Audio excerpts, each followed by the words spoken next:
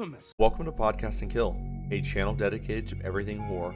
In today's video, I wanted to talk about the newest timeline of Halloween and what I think is truly going on. If you're new to the channel and are a fan of horror movies, be sure to subscribe with notifications turned on so you do not miss out on my next video. If you enjoyed the video, be sure to drop a like to help it reach others so they may enjoy it as well. Now that the boring part is out of the way, let's jump right into the video. Michael Myers has always been portrayed as evil with no real reasoning on why he kills. I know some will not agree with this, but what if the direction David Gordon Green is going is just that? What if he is making Michael out to be some sort of shell for something much deeper? Let's say the evil is what's keeping him alive and holding him together.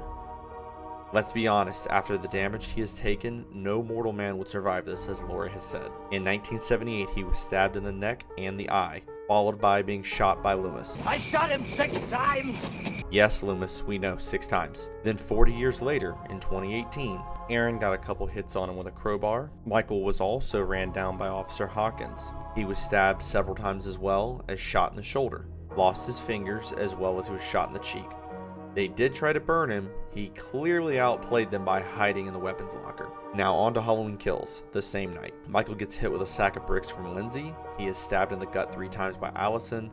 He is stabbed in the spine with a pitchfork by Karen. After chasing Karen, he runs into the Haddonfield mob of citizens where they beat the shit out of him with several melee weapons. Here he is shot 5 times by a .357. Once the mob is about to execute him, Karen stabs him in the back for one final blow before tending to Allison.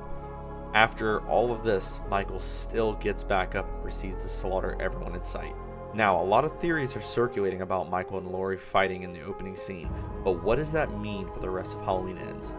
I think if this is the route they're going, Michael and Laurie will throw down for one final epic fight, which is more than likely the opening scene, with potentially Laurie and Michael both becoming severely wounded. Laurie potentially dying on scene, where Michael takes shelter in the sewer, but his body is barely holding on. You remember that scene in the trailer where he grabbed Corey? What if he grabs Corey and the evil that possesses him, that he's embodied by, passes on to Corey, essentially starting everything over with a fresh body for the evil to continue? Now, this may piss off a lot of fans, but at the end of the day, it's their story. Going off what we've seen in the trailer, someone else is wearing the coveralls as well as the mask. If this is the route they will go, this will definitely bring back a big fat homage to Halloween 4. Ever notice Michael ever even reacts to his own name?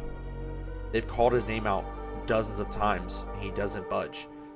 This has got to be the best proof we have as to where this timeline is going. Maybe this isn't about Michael Myers. Maybe, just maybe, this is about the evil that possesses Michael. I know a lot of us wanted to see where the transfer of power with Jamie was at the end of Halloween 4. Could this be the route they decided to take the franchise? I think if done correctly, we may take a liking to this.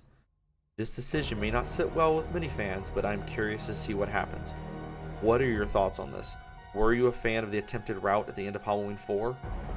Let me know down in the comments. If you haven't already, be sure to drop a like on the video, subscribe if you're new here. That's all I have for now. Thank you for watching and have a good night.